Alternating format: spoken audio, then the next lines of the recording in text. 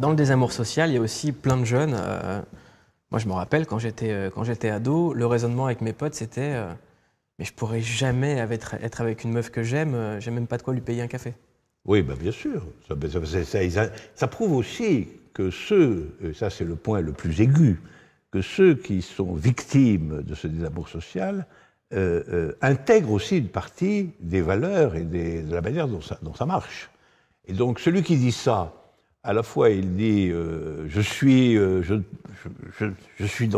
exclu de l'amour, je suis un exclu de l'amour, et il donne une raison qui est tout simplement la raison que la société donne, en effet, de son exclusion. Ben oui, c'est ça. Et donc c'est tout le problème. Le problème, c'est que comme il n'y a pas une autre vision possible aujourd'hui de la société, en tout cas du point de vue de cette société elle-même, elle déclare qu'elle est la société telle qu'on n'en voit pas aucun autre modèle, que c'est comme ça et ça ne peut pas être autrement, etc. Le jeune dont vous parlez, il est dans la double position d'une amertume liée au renoncement terrible, je ne peux pas aimer une fille qui me plaît, etc. Et la raison qu'il en donne de ce non-pouvoir est précisément celle que la société lui apprend, à savoir, si tu n'as pas d'argent, si tu n'as pas une bonne place et une bonne installation dans la société, ben tu ne peux pas, tu ne peux rien, finalement. Alors c'est ce mélange de ressentiment, malgré tout, mais en même temps d'un ressentiment qui ne développe pas une critique profonde de la chose, qui crée quand même une frustration amère et terrible. Et je pense qu'elle est à l'origine de quantité de drames contemporains. On va en parler. Aujourd'hui, la plupart des recruteurs qui opèrent pour l'État prétendu islamique travaillent sur les réseaux sociaux.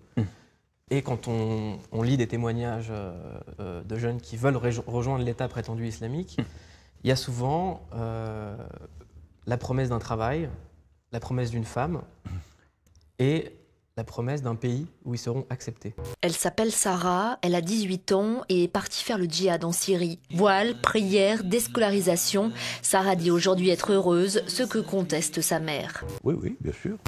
Vous trouvez l'ensemble de ce qu'ils considèrent ne pas pouvoir avoir dans le monde où ils sont.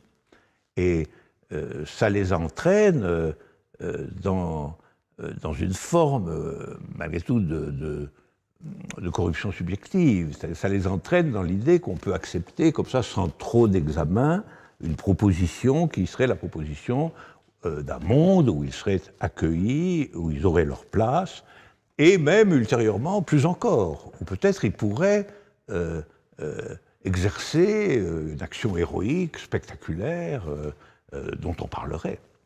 Parce que, vous voyez, une partie de la motivation de tout ça, c'est je vais faire quelque chose d'exceptionnel, quand même. Je vais faire quelque chose dont on va parler. Même si j'y laisse ma peau, finalement, ça sera là. On parlera enfin de moi. On parlera enfin de moi, parce que la situation qui est leur situation de départ, c'est une exclusion radicale. C'est-à-dire que quand on parle d'eux, ces jeunes, on en parle comme d'un troupeau, finalement, qui est logé quelque part dans les banlieues, qui est plutôt inquiétant, et qui est un problème. C'est quand même un peu difficile de commencer sa vie en étant constitué par la société d'abord comme un problème. Comme un problème, que le fait que vous existiez est un problème, quand même. Alors effectivement, la tentation est grande d'accepter ou d'entrer dans des propositions dans lesquelles on va vous garantir que vous allez vraiment exister dans un pays nouveau qui sera le vôtre. Selon le ministère de l'Intérieur, 620 Français sont partis l'an dernier dans les zones contrôlées par l'État islamique en Syrie et en Irak. Une augmentation de 116% en un an. Et puis, avec un certain nombre d'avantages latéraux, malgré tout, du type un salaire régulier, peut-être une bagnole, peut-être une ou des femmes, tout ça. Mais comment est-ce qu'on arrive à implanter ça dans la tête des jeunes? Comment est-ce que cette pulsion morbide, qui est réellement une pulsion de mort, c'est-à-dire qu'on valorise la mort, on leur dit si vous mourrez en martyr, votre femme sera fière. Oui. Comment est-ce qu'on l'implante comme quelque chose d'avantageux par rapport à cette société dans laquelle on vit nous? Parce que vous voyez là à quel point pouvoir se valoriser soi-même du point de vue de ce qu'on fait et dans la reconnaissance de quelques-uns est important. La vie humaine, finalement, n'est pas une vie animale en ce sens-là. Elle ne se contente pas d'avoir une bonne place, une bonne nourriture, et puis que tout se passe bien. Ça, c'est quand même la version la plus animalisée possible de l'humanité. L'humanité, et particulièrement les jeunes humains, se représentent quand même la vie comme une aventure à l'intérieur de laquelle ils vont conquérir quelque chose, faire quelque chose, être reconnus, exister pour eux-mêmes, pour les autres, etc.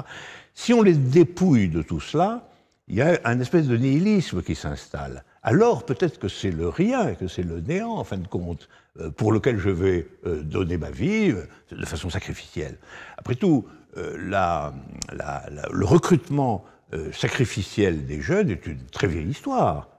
Vous la voyez dès l'Antiquité, dès l'ancienne Antiquité. Il ne faut pas s'imaginer que notre monde a tout inventé. Hein. Le devenir, en partie à la fois criminel et suicidaire, c'est-à-dire le triomphe de la pulsion de mort chez un certain nombre de jeunes, est quelque chose qui a été observé de longue date et dont la racine est ce que nous décrivons.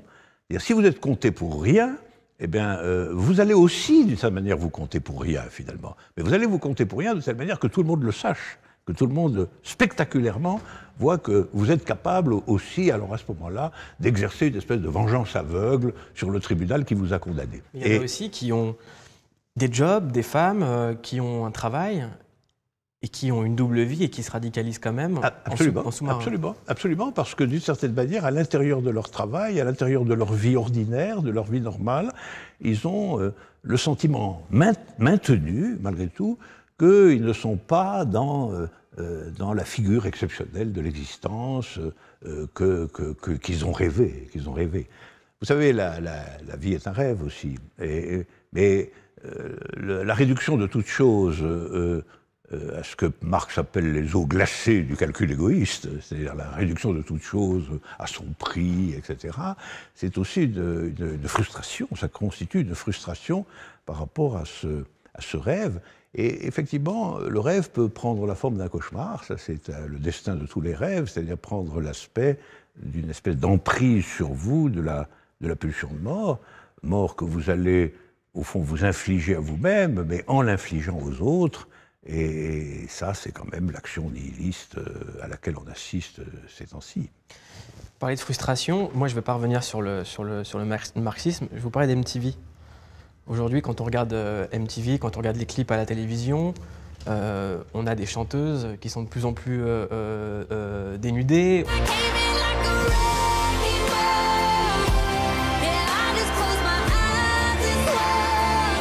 On a du luxe.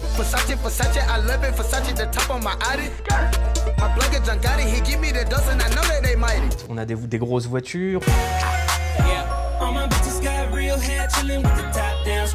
On a des grosses chaînes en or. Est-ce que ça contribue à cela? Tout à fait.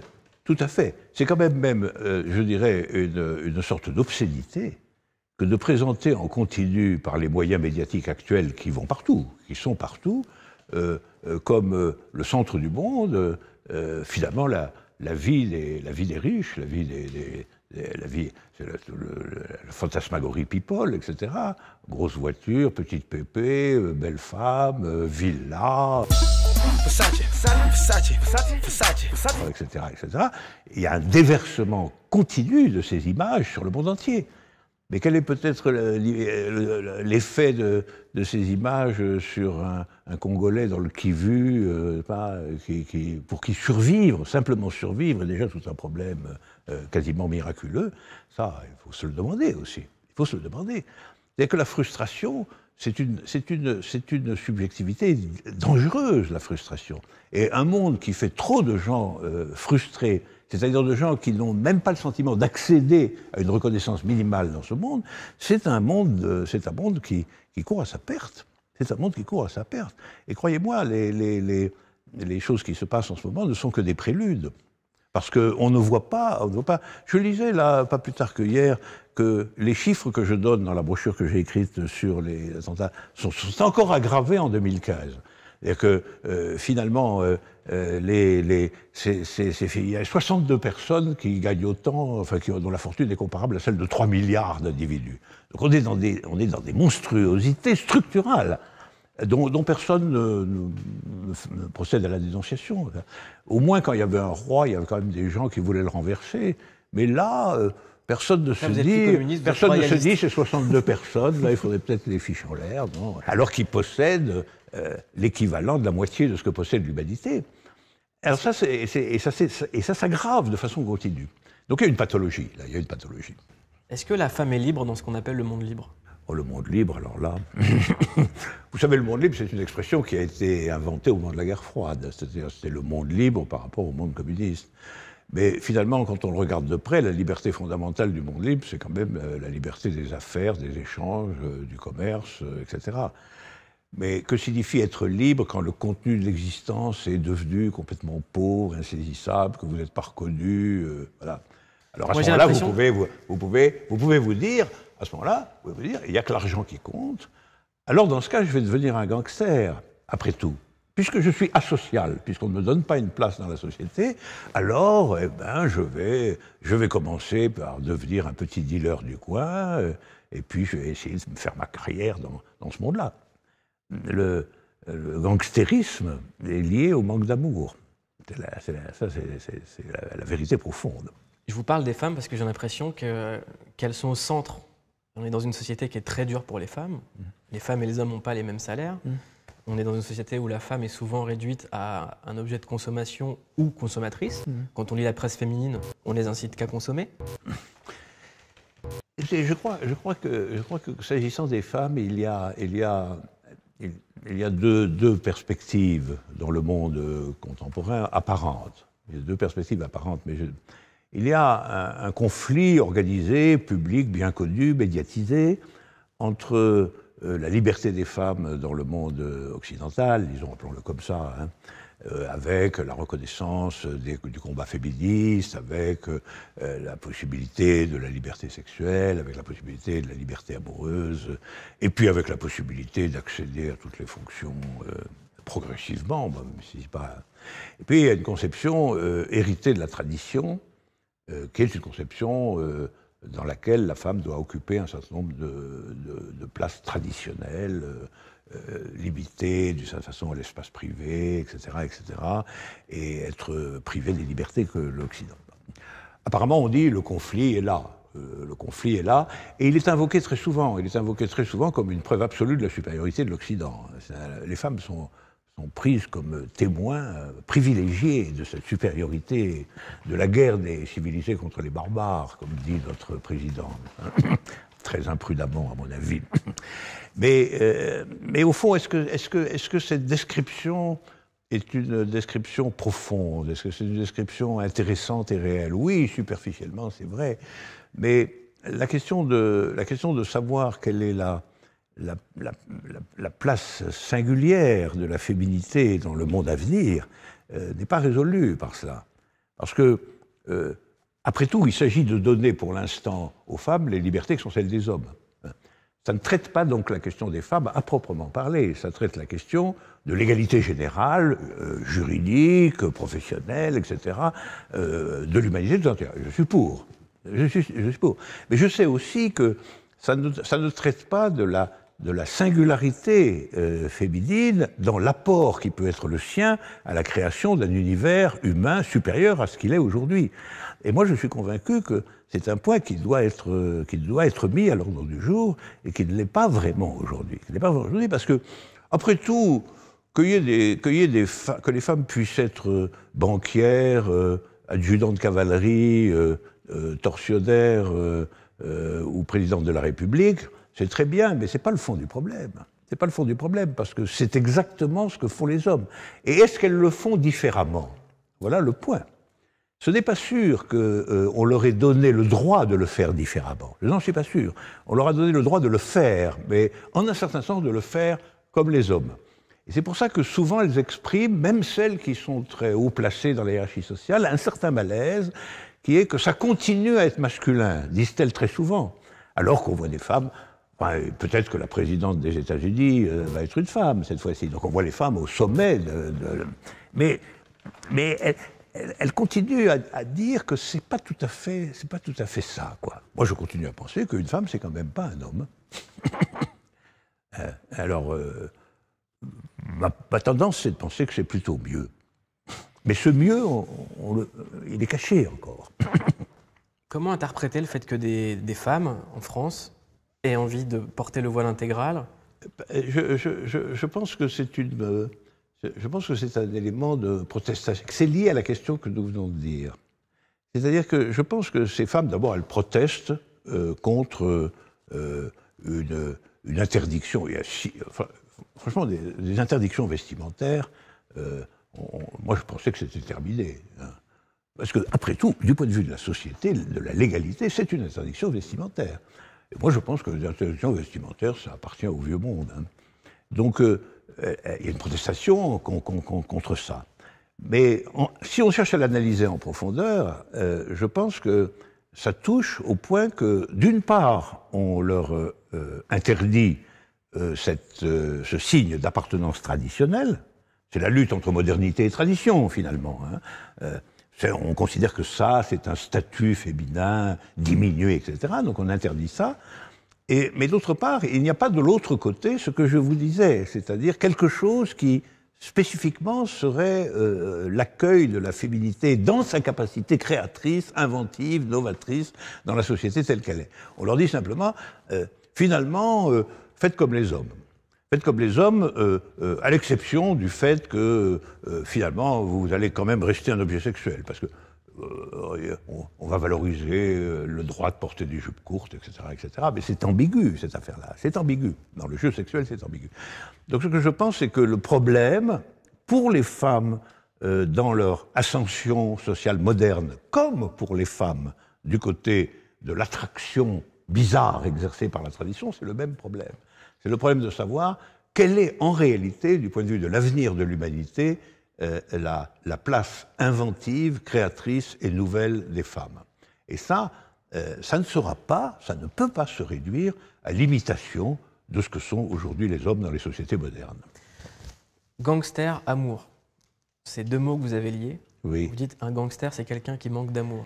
Oui, parce que si on examine les jeunes dont vous parliez, on a constaté une situation de désamour social, une situation d'impossibilité d'intégration reconnue par les autres, et par conséquent une difficulté d'accès aux autres. Et alors je dirais en philosophe là, que la difficulté d'accès aux autres, ça veut dire que vous vous collez aux mêmes. D'où le fait que les jeunes vivent en bande, les jeunes hommes vivent en bande de jeunes hommes.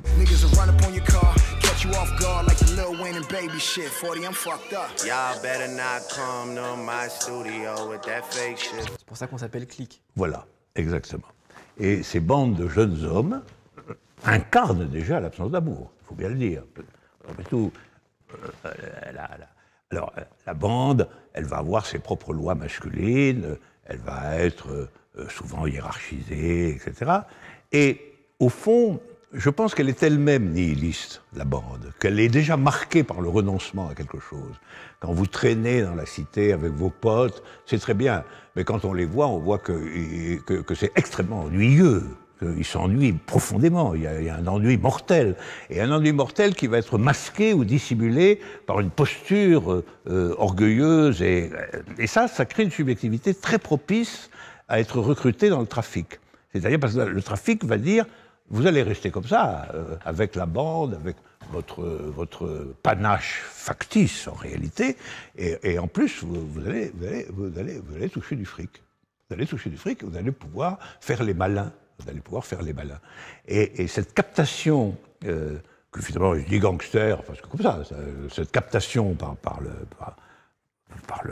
les logiques fondamentales de la pègre, qui sont très constituées depuis longtemps, cette captation, comme ça, elle a la même source, d'une certaine manière, que la pulsion de mort suicidaire et sacrificielle. C'est intéressant de parler de gangstérisme et de parler de l'État prétendu islamique, parce que quand on voit la vidéo du terroriste Abaoud, moi, ce qui m'a terriblement... ça m'a glacé le sang, quand il dit avant, subhanallah, on tractait du jet ski, des quads, des motocross. Maintenant, c'est des corps. Bah oui. Absolument. Absolument. C'est terrible. Hein. C'est quand même terrible. Et c'est bien dans l'ordre du cheminement et du devenir subjectif dont nous parlons. Et c'est pour ça que, en plus, vous comprenez, il y a dans l'univers social contemporain, particulièrement à l'échelle mondiale, hein, il y a une double peine pour ces jeunes. Premièrement, ils ne sont pas reconnus, on ne leur trouve pas de place, on ne leur trouve pas de travail, construire sa vie est pour eux très difficile, et finalement ils sont réduits à traîner en bande de façon un peu inerte. Mais il y a une deuxième peine qui est que tout le monde dit que c'est leur faute, que c'est eux le problème, que c'est eux qui sont... C'est eux dont on a... Et pas le problème au sens où il faudrait s'installer dans leur subjectivité et la traiter. Non, ils sont un problème qui demande finalement l'intervention permanente de la police, le contrôle au faciès toutes les 5 minutes, etc. Donc ils sont doublement punis. D'une part parce qu'ils sont en un certain sens exclus du jeu social, et deuxièmement, en plus, on les considère comme des trublions de ce jeu social. Mais est-ce donc ils sont exclus. Est-ce qu'on peut excuser les monstres qu'ils deviennent? Ah, moi, je n'excuse rien. Parce que là, on parle d'un monstre. Je pense que le devenir nihiliste, mortifère, la victoire de la pulsion de mort, c'est une chose horrible. C'est une chose horrible. Il ne faut pas qu'il y ait la moindre ambiguïté là-dessus. Je ne suis pas en train d'excuser quoi que ce soit. Mais il faut bien comprendre pourquoi une masse de jeunes sont prêts à se faire sauter la bombe dans un endroit. Il faut bien le comprendre. Il faut avoir une pensée de ça. Et c'est pas en parlant de l'État islamique, etc., qu'on l'explique. Ça se passe ici. C'est des Français, c'est des jeunes. Donc, alors, quand je dis qu'il faut le penser, je pense que c'est pour trouver les moyens que ça ne se passe plus, bien évidemment, parce que c'est une monstruosité. Mais le ravage de toute une jeunesse par la pulsion de mort, c'est une monstruosité, absolument. Quand on parle de gangstérisme, la télévision en ce moment, on parle surtout d'islam. On dit le problème est dans les textes de l'islam, c'est dans la doctrine de l'islam. Vous parlez du gangstérisme. Vous dites c'est du gangstérisme sur lequel on saupoudre un fond religieux pour faire prendre la sauce. Je maintiens cette position tout à fait. Je pense que si on commence par dire que c'est l'islam, on va introduire une stigmatisation supplémentaire à l'ordre des choses tel qu'il est, en faisant d'un signifiant religieux, qui, comme tous les signifiants religieux, n'a pas de signification subjective en lui-même. Hein. Après tout, moi j'ai beaucoup travaillé dans ma vie, parce que je m'occupais de la question des foyers. J'ai beaucoup travaillé, en particulier avec des ouvriers maliens, qui sont tous musulmans. Je peux vous dire que c'est pour eux une fonction et un repère d'ordre, de sagesse, de compréhension de l'existence, etc. Donc ça n'a rien à voir. Ce sont des types remarquables. Je ne suis pas du tout religieux moi-même, mais ce sont des types remarquables. Et l'islam fait partie du fait qu'ils sont remarquables. Je suis bien obligé de le constater. En plus, que serait-il sans cette consolation d'être regardés au moins si personne ne les regarde quand ils sont en train de creuser un trou avec leur marteau-piqueur, au moins Dieu les regarde, peut-être, quoi. Hein. Je le comprends, ça. Et donc, je sais que l'islam est un mauvais point de départ. La semaine dernière, on recevait Omar Sy, qui nous disait... C'est comme si un mec qui va braquer une banque avec le masque de Mickey, on ne va pas du tout faire l'amalgame avec Walt Disney. Oui, non, mais bien sûr. De toute façon, je pense que cette discussion sur l'islam est une échappatoire. Parce que si ce n'est pas l'islam, il faudra bien se demander qu'est-ce que c'est. Alors, au fond, je pense que le discours de nos maîtres, quoi, de nos maîtres, dans l'ordre de l'économie comme de la politique, consiste presque toujours d'ailleurs, à trouver une causalité extérieure. C'est-à-dire que leur point fondamental, c'est que ce ne soit pas leur faute, en tout cas. Alors l'islam, c'est très commode, c'est un tampon que vous mettez sur une chose qui a des racines profondes, y compris dans notre société, avec une islamisation très réelle, mais terminale. Au fond, l'islamisation, c'est un formalisme, c'est une forme donnée à un contenu qui existe déjà. Et évidemment, ce contenu cherche sa forme, il la trouve là, ou dans d'autres pratiques du même ordre. Mais alors, nos gouvernants, eux, ils disent, ça, c'est la cause. Mais c'est pas la cause, c'est un symptôme. C'est un symptôme. Et un symptôme de problème qu'ils ne savent pas et ne veulent pas traiter ou résoudre. Pourquoi avant, quand on regardait la télévision, on avait des penseurs qui venaient parler, qui venaient analyser? Aujourd'hui, peu importe la chaîne qu'on regarde, c'est des politiques qui réagissent à l'actualité. Oui, enfin, ça ne me concerne pas, parce que moi j'ai réagi à l'actualité. Oui. Mais Est-ce qu'il n'y a pas trop de politiques qui réagissent trop tout le temps? non, mais là je pense surtout que vous voyez, je veux dire une chose terrible. Pour les politiques, ces meurtres de masse effroyables sont une bonne occasion. Moi je le vois comme ça. Il y a une secrète jouissance chez eux de pouvoir reprendre les rênes du pouvoir, comme ça, et de les tenir bien serrés. Quand on voit les déclarations de Valls, on le voit sur sa figure. Il se comporte comme un général en chef, comme ça. Ce sont les faits. C'est la terreur qui alimente la peur, pas nos discours. Ça, c'est son être profond. Et Hollande, c'était un personnage absolument en difficulté. Tout le monde savait que les problèmes fondamentaux de la France, il n'était pas en état de les résoudre, ou en tout cas, il n'avait pas les idées pour les résoudre. Il se passe un événement traumatique. Et cet événement traumatique, il est quand même spectaculaire de voir qu'il est aussitôt traité dans le registre guerrier. C'est la guerre, et comme c'est la guerre, eh ben, il faut mobiliser tout le monde, et puis les problèmes autres que la guerre disparaissent dans la cave. Vous comprenez ? Ça, c'est une manipulation. Il est quand même singulier que si c'est la guerre, ce soit justement des mesures de police qui soient immédiatement à l'ordre du jour. C'est pas cohérent tout ça. Ou alors c'est une guerre civile. Mais c'est une guerre civile, il faut le dire. Contre qui ? Contre qui il y a une guerre civile ? Contre l'islam ? Alors on va attaquer les 5 millions ou les 6 millions de musulmans qu'il y a dans ce pays. Tout ça ne tient pas debout. Et tout ça est quand même un moyen très, très, très propice de resserrer les boulons de l'ordre étatique. On n'a pas l'impression que ça marche. Si c'était une bonne occasion, pourquoi est-ce que le FN aurait fait des tels scores au régional ? Ils ont rien gagné, le PS. Cette carte de France là qui commence à s'affiner avec ces 6 régions, vous le voyez, où le Front National est en tête. Oui, mais ça, le PS la vision de Hollande, c'est de pouvoir montrer que, alors qu'il est partout caricaturé comme un mou, etc., il est un brillant chef de guerre, mais pour ça, il faut qu'il y ait une guerre. Et donc la déclaration de l'état d'urgence, la mobilisation de la police, les constantes déclarations comme quoi nous tiendrons bon, c'est quelque chose qui, aux yeux de Hollande, lui redonne un peu de muscle. Voilà. Muscle dont on le déclarait dépourvu. Je vous promets solennellement que la France mettra tout en œuvre pour détruire l'armée des fanatiques qui ont commis ces crimes. On le déclarait indécis, incapable, etc. Et ça, je le sens pertinemment, alors que tout ça, à mon sens, n'a aucun effet véritable sur le fond du problème dont on discute depuis le début de notre conversation. Est-ce que vous pensez que c'est le rôle du chef de l'État de réagir à une vidéo de l'État islamique ? Nous ne céderons en rien, ni sur les moyens de défendre notre pays, ni sur les libertés. Et ces images ne font que disqualifier les auteurs de ces crimes. Mais pas du tout, pas du tout. Je pense que depuis le début, notre gouvernement fait la publicité de Daesh. Évidemment, puisqu'il exporte sur Daesh la causalité véritable de ce qui s'est passé ici. Ça, c'est mon interprétation. Je ne dis pas que Daesh n'y est pour rien. Bien sûr, il a formalisé, organisé, voulu ces affaires. Il est donc le coupable. Mais il n'aurait rien pu faire s'il n'avait pas trouvé ici des gens pour le faire. Il faut se demander pourquoi il les trouve. Or ça, c'est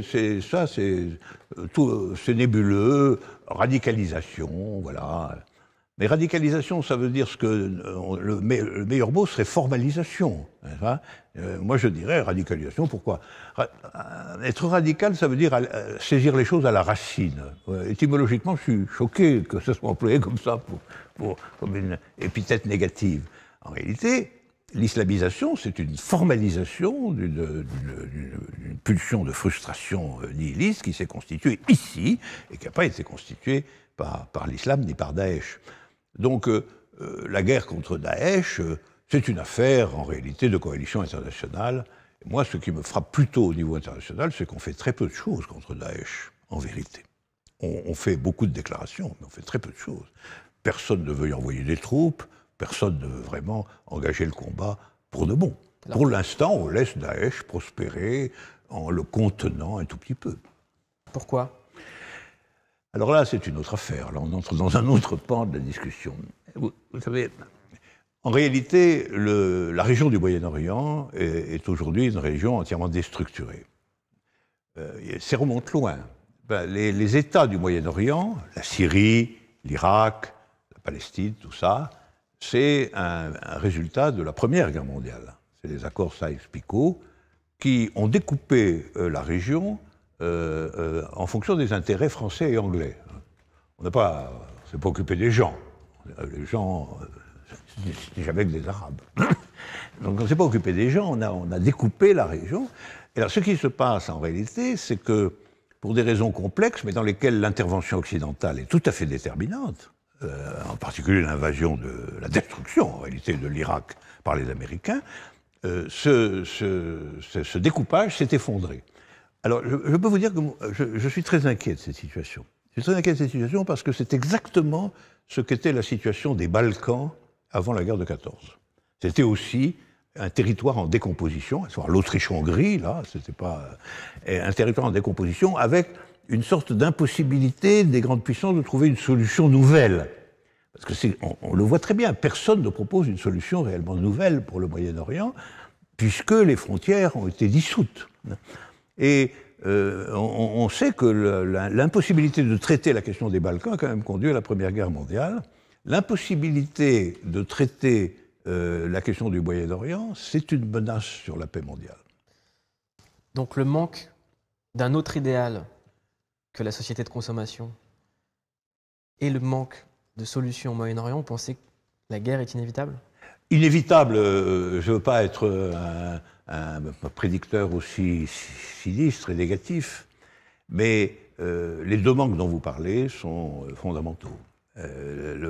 Tant que le Moyen-Orient va rester... Et le Moyen-Orient est une partie grandissante de l'Afrique, hein, parce que je dis Moyen-Orient, mais en réalité la Syrie est prise là-dedans, et une bonne partie de l'Afrique de l'Ouest et du Nord.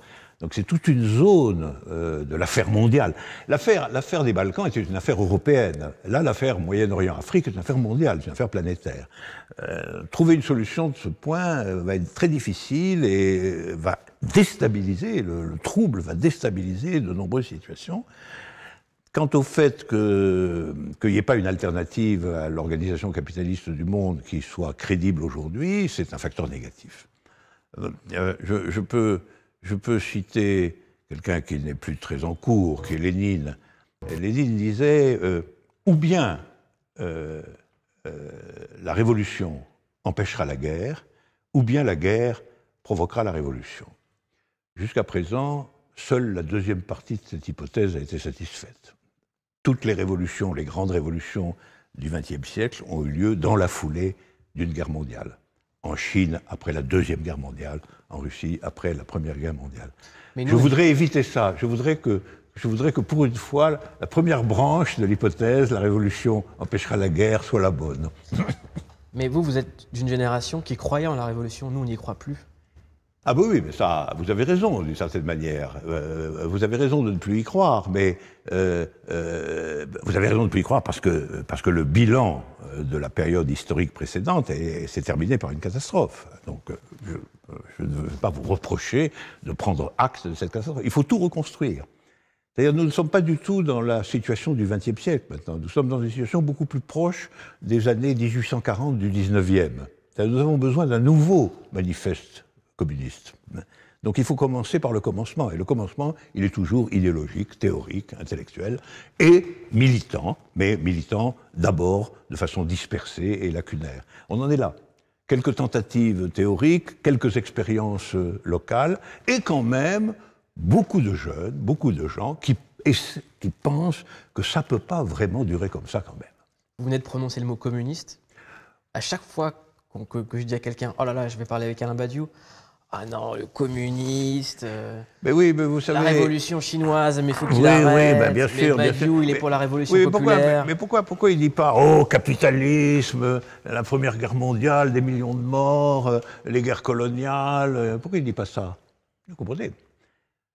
Je vais vous dire une chose, le bilan du XXe siècle, c'est que tout le monde a du sang jusqu'aux oreilles.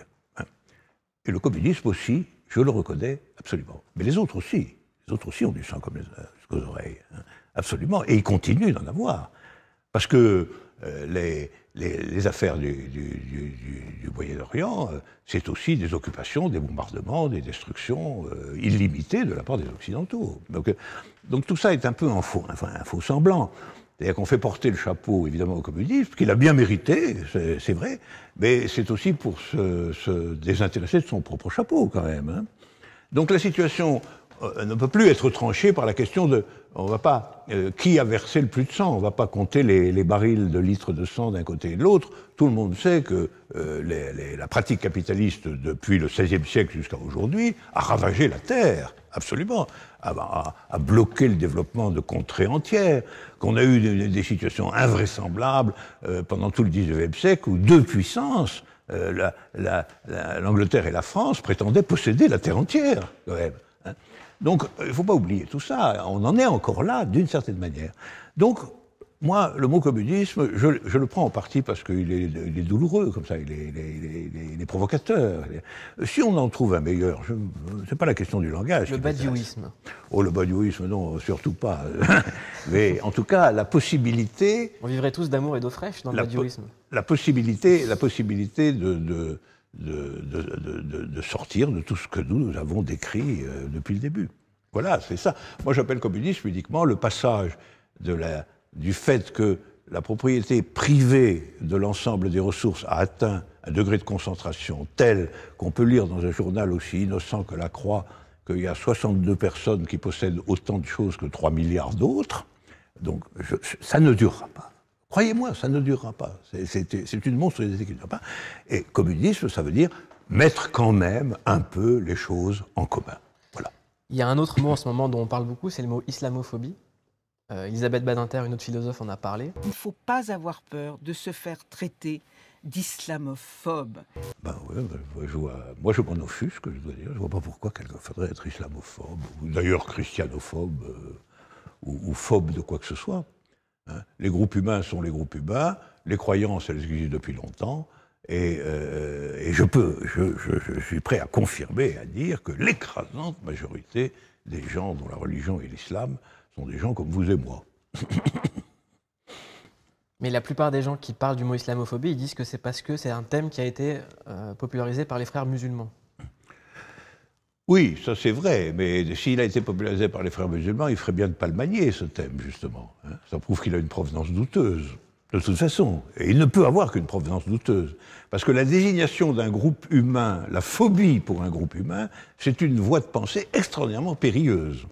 Parce que comment vous allez... Quel est votre projet? Éradiquer l'islam? Détruire les islamistes? Ça ne fixe aucune ligne véritable de pensée ou de conduite, l'islamophobie.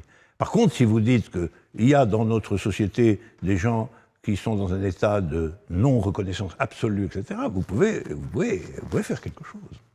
Moi, derrière le mot islamophobie, j'entends toujours « j'aime pas les Arabes ». Oui, ben vous avez bien raison. C'est ça, j'aime pas les Arabes. Et en fait, la France a de bonnes raisons de ne pas aimer les Arabes, parce qu'elle a été une puissance coloniale, elle a été la principale puissance coloniale en contact direct du monde arabe, avec une violence inouïe. Il faudrait quand même qu'on apprenne dans les écoles ce qu'ont été vraiment les guerres coloniales. Le souvenir s'est perdu. Dès le début, la conquête de l'Algérie, c'est une affaire que... Oui, la conquête de l'Algérie, ça se résume au fait qu'il y a un sultan qui a donné un coup d'éventail à un Français, mais ça a été un demi-génocide. On a rasé des villages entiers, on a enfumé des collectivités entières dans des grottes. Les campagnes de la colonisation de l'Algérie, c'est des violences inouïes. Alors après, si on rajoute que j'aime pas les Arabes, c'est tout de même un bilan de l'histoire assez singulier, tout de même. On a déjà suffisamment montré qu'on ne les aimait pas. Il serait peut-être temps de les aimer un peu. Quand on voit ce qui s'est passé à Marseille avec l'agression antisémite... C'est sur le chemin de son travail, à quelques mètres de la mairie du 9e arrondissement de Marseille, qu'un enseignant de confession juive se fait agresser ce matin. L'assaillant le poursuit sur plusieurs dizaines de mètres armé d'une machette. Quand on voit que, par exemple, la tuerie de Mohamed Merah n'a pas provoqué la même émotion nationale, et que la plupart des juifs de France ont aussi peur d'être juifs en France, quelle est la solution avec d'un côté les Arabes qui se sentent agressés et les juifs avec l'histoire qu'ils ont en France, non, mais il faut qui ne se sentent pas bien en France. Oui, mais il faut venir un combat acharné, permanent, contre toutes les logiques identitaires, quelles qu'elles soient. Et ça, c'est une tâche qui est aussi une tâche philosophique, après tout. C'est-à-dire que quelle légitimité y a-t-il à désigner à la vindicte, quelle qu'elle soit, un groupe humain à raison de ses déterminations particulières? Il y a une multiplicité d'identités. L'humanité est composée d'une multiplicité d'identités. Et la désignation de une ou plusieurs identités de façon négative doit être considérée comme un crime. Parce que les grands crimes de l'humanité ont été commis dans des visions de cet ordre-là. Et malgré tout, si vous êtes islamophobe, il ne faudra pas vous étonner qu'il y ait des antisémites. Voilà. On ne peut pas dire l'islamophobie c'est bien et puis l'antisémitisme c'est mal. C'est impossible. C'est la stigmatisation identitaire, y compris quand elle était la stigmatisation identitaire des femmes ou des minorités, etc., contre laquelle il faut mener une lutte politique et idéologique permanente. Et avec un équilibre général. C'est-à-dire sans jamais donner le sentiment qu'on privilégie dans ce combat une des minorités par rapport à une autre. Je reviens sur les attentats du 13 novembre. Quand vous dites « notre mal vient de plus loin », est-ce qu'il y a un moment où les Français doivent considérer qu'ils font partie de la solution et du problème en même temps? Oui, bien sûr. Bien sûr. Il y a un moment où il faut considérer que l'enfoncement aveugle dans une politique qui ne permet même plus de distinguer vraiment la gauche et la droite, il y a une politique unanime, indistincte, d'intégration dans le marché mondial, il y a un moment où il faut bien considérer que ce point-là est à la racine quand même de ce qui se passe dans ce pays et que tout le monde en est responsable. Tout le monde en est responsable. Et que ce n'est pas en créant des phobies localisées qu'on se tirera d'affaire. Il faut qu'un nouveau chemin politique soit tracé. Ce n'est pas simplement un problème français, c'est un problème international. Vous êtes de la génération qui allait manifester son mécontentement dans la rue. Moi, je suis de la génération des gens qui manifestent leur mécontentement sur Twitter. Qu'est-ce que vous pensez de Twitter? Rien du tout, franchement. Parce qu'aujourd'hui, les gens s'indignent en permanence de tout et de rien sur Twitter avec la même gravité. Oui, mais vous voyez bien que le fait... Moi, je suis très sensible au fait que se rassembler physiquement crée autre chose que la collection des expressions personnelles dans le médium électronique. Et ça, je l'ai expérimenté en politique. En politique, l'âme de la politique, c'est la réunion. Et ce n'est pas du tout la même chose de se réunir et de discuter jusqu'à ce que vous ayez une décision commune ou d'échanger en tournant en rond quand même les points de vue de chacun dans un espace abstrait quand même, dans un espace qui n'est pas... Et je crains qu'en réalité, au fur et à mesure que vous avez plus d'amis sur Facebook, vous avez moins de relations aux autres réelles. Parce qu'il y a un côté fantomatique malgré tout. Il ne faut pas le sous-estimer. Il y a un côté d'absence, de présence-absence comme ça dans la toile, comme on dit. Et qu'il y a des moments où ce qu'il faut, c'est se réunir. Et la meilleure preuve en est l'amour, pour revenir à notre début. On a commencé avec l'amour, on est passé par la haine et on revient sur l'amour. Revenons sur l'amour. Je suis bien d'accord avec vous. Il faut toujours y revenir. Alors on va finir sur l'amour avec le mot le plus populaire de l'année dernière, c'était selfie. Et un selfie, c'est des gens qui se prennent en photo comme ça. Ben je sais, voilà, oui. Là, on fait un selfie. Je sais. Voilà. Est-ce que vous avez déjà fait un selfie? Vous avez déjà fait un selfie? Moi, j'en ai jamais fait. Mais les gens ont fait des selfies avec moi, comme vous. Ça vous inspire quoi? Je me suis introduit en fraude dans des selfies. Vous êtes un squatteur de selfies. Vous êtes un squatteur de selfies. Voilà. Ça vous inspire quoi, le selfie? Oh ben, on a parlé du narcissisme, malgré tout, on a parlé de la souveraineté du narcissisme et de l'égoïsme. Je crois que le selfie en est une illustration, quoi. C'est-à-dire, c'est pour moi un peu inintelligible, en vérité. C'est comme si les gens avaient besoin à tout moment de savoir quelle est leur image. Pas ce qu'ils sont eux, parce que ce qu'ils sont eux est malaisément photographiable, mais ce qu'est leur image. Et ça, je crois que c'est un travers contemporain remarquable. Alors, ça a toujours existé. Les gens ont toujours aimé qu'on fasse d'eux des portraits, voilà. Parce que c'est une célébration objective de soi-même. Mais là, c'est comme si c'était plutôt une angoisse. Comme si, finalement, on était sûr qu'on n'existe que s'il y a une image. Alors, évidemment, ça, on peut le relier philosophiquement à la grande souveraineté des images dans le monde contemporain, et où peut-être, finalement, en effet, exister, c'est avoir une image. Et alors, il faut la capter. Pour finir la conversation, on a parlé du manque d'amour qui crée le gangstérisme. On a parlé du trop-plein d'amour qu'on a avec les réseaux sociaux et la modernité. Est-ce que pour que ce monde aille mieux, il faudrait se dire aimons-nous moins que l'autre et aimons-nous les uns les autres? Aimons-nous les uns les autres, ce serait une bonne maxime. Elle remonte à longtemps. Hein. Elle est très ancienne. Donc ce ne serait pas tellement la maxime elle-même que sa rénovation. Que veut dire, dans le monde tel qu'il est, aimons-nous les uns les autres? Voilà. Et là, on se heurte quand même au principe même de ce monde qu'est la concurrence. La loi vantée, la compétitivité. Hein.